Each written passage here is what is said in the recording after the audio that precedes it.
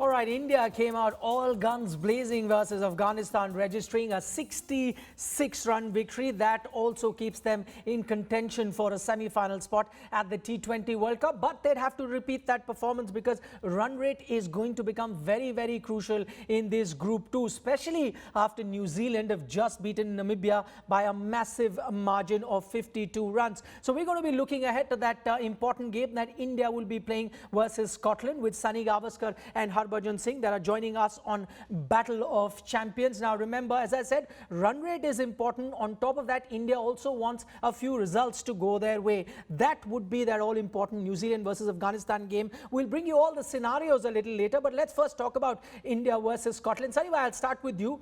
Would you like the Indian team to make a few changes to their playing 11? I know they won their last encounter, but if there was one cause of worry, that was that fifth bowler who gave away too many runs between Hardik Pandya and Shardul Thakur. How do you rectify that?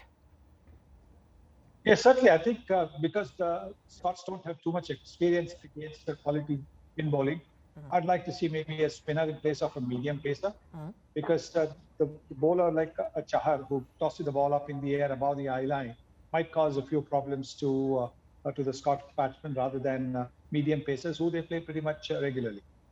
Okay, very interesting strategy there by Sunny Gavaskar. He says he would like to see the Indian team go with 3 spinners. So far, we've only seen 2 spinners from the Indian camp, and they've gone in with 3 fast bowlers for the time being. But he talks about how Scotland have been vulnerable against spin bowling, so wouldn't be a bad idea to play 3 spinners for the Indian team. One other thought, Sunny, India played their first 2 games in Dubai, lost those 2 games, unfortunately, one in Abu Dhabi, but now are coming back to playing a game in Dubai. Would those memories be haunting them about this particular ground? I don't think so. I don't think so, because, that happened some time ago. After that, there's been the game against Afghanistan, and they won that in style. So I don't think they're going to be thinking too much about what happened 8 or 10 days back. They'll just be focused on today. And you can expect that this team is going to go out and give its very best. Right, just a few minutes to go before the coin goes up in the air and we get to know whether Virat Kohli becomes 4th time lucky. Remember, he's lost the 3 tosses so far in the T20 World Cup. That's going to be very, very crucial, and we'll find out whether India once again would be batting first, or will they finally get a chance to chase a total in this game. But first, let's take a look at how this encounter pans out between India and Scotland. Scotland are no pushovers. They've already registered 2 wins in this T20 World Cup and almost gave a scare to New Zealand. Sunny Gavaskar, Harbhajan Singh still with us in the program. I'll come to you, Sunny Bhai, on this one. As we were showing in a report just a short while ago, Scotland can be a dangerous team. We've seen them register 2 wins in this tournament already. They beat Namibia. They also beat Bangladesh, ran New Zealand very, very close. So for the Indian team, there are going to be no pushovers. Oh, absolutely not. In the T20 format, no team can be considered a pushover, because in 1 or 2 overs, the game can change and turn on its head. So no team is going to think of itself as a pushover. Neither should the opposition think lightly or less about any team, because then they'll be in for a surprise. Harbhajan, too many permutation combinations at the moment. Of course, India would have to rely on a few other results as well. But what do you make of India's chances of making it to the semis? Yeah, most certainly. I don't think players should be thinking that, the game is over or the tournament is over. I think they have all the reason to look forward for this tournament. They have 3 games, they played their game so well against Afghanistan. They all have to do is go out there and play the same way they played against Afghanistan, and score those big runs and take those wickets and win big. And if you win big, you never know where you'll end up getting into. And of course, till the time the game is not over, competition is not over, you have still a lot to achieve from this tournament. So I'm sure, all the teammates, all the team guys, they are looking forward for these games and looking forward to put their best foot forward for the Team India. And they will obviously make sure they do everything possible for Team India to qualify for the next round. Even if they don't, at least they have given themselves a better chance to qualify. All by right, as playing well in Harbhajan these Singh games. says there that the Indian team would be geared up, looking forward to this particular encounter. Forget about the run rate for the moment. Just look at pocketing those two all-important points, because from here on there are all must-win games for India. Saima, let's take a look at the Scottish team much closely now. I take a look at their playing 11, and most likely they'll have the likes of Brad Wheel there, a good seam bowler, and then you've got Sufyan Sharif, who's another good seam bowler. You've got good spinners in Mark Watt and Michael Leask. So clearly, would it be fair to say that bowling is probably their stronger suit? Definitely, because of the fact that they are able to contain the batsman. Also because their batting, the Scots batting is not that experienced. Yes, they have the odd batsman who can slot the ball, but generally you find that they are not able to carry on to play an impact kind of innings of 70, 80, which can turn the game around. On the other hand, they have bowlers who can take in those 4 overs that they get, they can take 2 or 3 wickets and push the opposition back.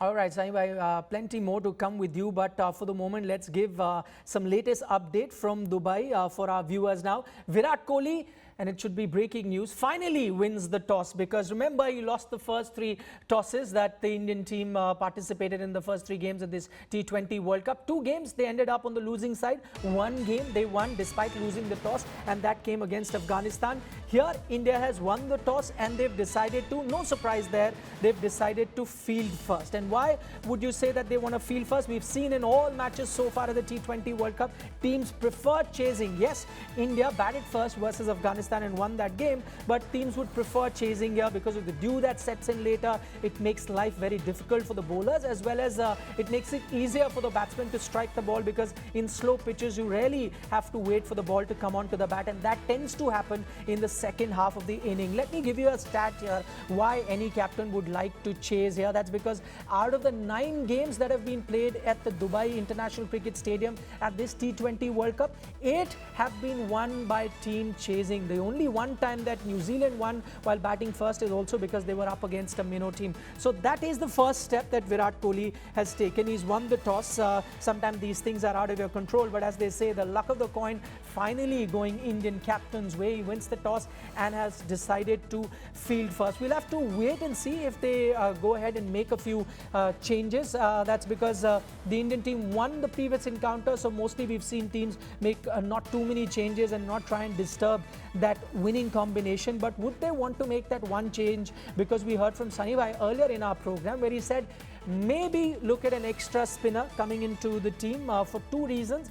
One, because the Indian 5th bowler proved to be slightly expensive in the previous game, even though they won that encounter. And secondly, because the Scottish team struggle against spinners. And guess what? That's exactly what the Indian team has done. We can confirm the Indian playing 11 now. Shardul Thakur misses out and Varun Chakravarti is back. Now that is very important. Remember, Varun Chakravarti missed out in the previous game because of an injury. So clearly that rest has helped him. So he comes back into the playing 11. You would have thought that probably India would have made a change as far as the spinner is concerned. So one spinner goes out and then the other spinner comes in. That's not what has happened. R. Ashwin had a good outing versus Afghanistan, picked up 2 wickets, so he remains in the team. Ravindra Jadeja, you couldn't have really bought him out of the playing 11 because he gives you 2 dimensions. In fact, I'd say 3 dimensions, because he not only is a very able spinner, he's a very handy batsman and an outstanding fielder. So he remains. Now they've added a 3rd spinner into the team. That is Varun Chakravarti. So exactly what Sunny Gavaskar was telling us on India today a short while ago. What are the changes that he would like to see in the team? He spoke about that one change, that bring in a spinner and you could have a fast bowler sit out, and that's exactly what the Indian team has done. Shardul Thakur, after playing the last 2 games for India, one against New Zealand, he played that encounter, and then we saw him play this game versus Afghanistan where India won. He misses out. Varun Chakravarti is back. No other changes. You'd also want to see what is the kind of batting lineup that India goes in with. So batting lineup may remain the same, but the batting order has kept changing. But I think after what we saw in the previous game versus Afghanistan, where the 2 openers did outstandingly well, I'm talking about KL Rahul and Rohit Sharma, the kind of start that that they gave the Indian team, there is a very less likelihood of the Indian team making any changes to that opening batting. Of course, a few other changes were made in the batting order. You had to push someone like a Rishabh Pant up and a Hardik Pandya up, and you had Virat Kohli wait out because of the situation, because you got a fine start that the openers gave you versus Afghanistan. You could still see that if the openers give you a very good start, and then you really need someone to come and tonk the ball, in which case you look to a Rishabh Pant and a Hardik Pandya to do that job for you. But if that is not the case, if a batsman has to walk in before the 10th over mark, then you would see normal service resume, in which case after the opener you'll see birthday boy Virat Kohli come out and play, and then the rest of the batting lineup may follow as it is. So that's the big news at the moment. Indian captain Virat Kohli on his birthday has finally won a toss at the T20 World Cup, and India would finally be chasing a total which works to their advantage considering the record in Dubai. Out of the 9 games that have happened so far, teams that have chased 8 times, they've managed to win the game. So that is what the Indian team would be doing. One change for the Indian team: Shardul Thakur has gone out and Varun Chakravarti comes in. No change for the Scottish team. It's the same team that we saw in the encounter before this. Okay, since we've been talking about Virat Kohli, he's not only won the toss, he's also the birthday boy, and here are some of his teammates paying a tribute to Captain Kohli. Right, Virat Kohli then celebrating his 33rd birthday today. Sunny Bhai and Harbhajan Singh still with us. Sunny Bhai, I'll come to you and get a reaction on Virat's birthday. But Harbhajan, to you first. India finally will be bowling first in the T20 World Cup. Thoughts? Not at all. I think it doesn't affect anything. You know, India bowling first. It's an opportunity for the bowlers to just go out there and get the team out under 130, 140, and everything is possible. It's just about going out there and bowling with the right intent and showing the hunger of taking those wickets. It just comes down to that. You know, that how much you want it. So I want Bumrah to step in, Shami to step in. You know, whoever plays. You know, they want, you know, I want them to just go out there and look for those wickets rather than just waiting for things to happen. You know, you have to make things happen. And if you can get the other team out below 130, 140, you certainly have given the chance to all your batters to go out there and chase those runs in 13, 14 overs. And I'm sure Indian team is more than capable enough to do that. Right, Sunny Bhai, final word to you. If India were to repeat that performance that we saw versus Afghanistan, that 66-run massive win, that would be, you'd say, the perfect birthday gift from them to their captain Virat Kohli? Definitely, no question about it. Any captain wants a win as the best gift that he can get from his team. And that is exactly what Kohli would be expecting today.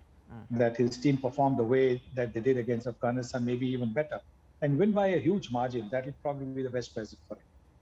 All right, Sunny Bhai, thanks so much for joining us. Harbhajan Singh, thanks so much for joining us too. So the news now from Dubai is that India would be bowling first. And remember, not only do they have to win this encounter, they have to win big to keep that run rate in mind. So get Scotland to get very less runs, and then you'd hope that the Indian team then chases that down very, very quickly. Quickly telling you about the playing 11. They've gone in with the same that we saw versus Afghanistan, barring that one change that the Indian team has made, and that is with regards to the bowling lineup. And so Shardul Thakur has made way for Varun Chakravarti. Remember, Varun Chakravarti was injured the last time around, but he makes a return to the team, not for a spinner. So they've got R. Ashwin, their spinner, who remains intact with the 11. So does Ravindra Jadeja. They've added another spinner in Varun Chakravarti. So that's the Indian team that will be taking on Scotland in a short while from now. That's all that we have on our program. But don't forget to join in at the end of the match. We'll analyze this game with Sunny Gavaskar and Harbhajan Singh. See you then.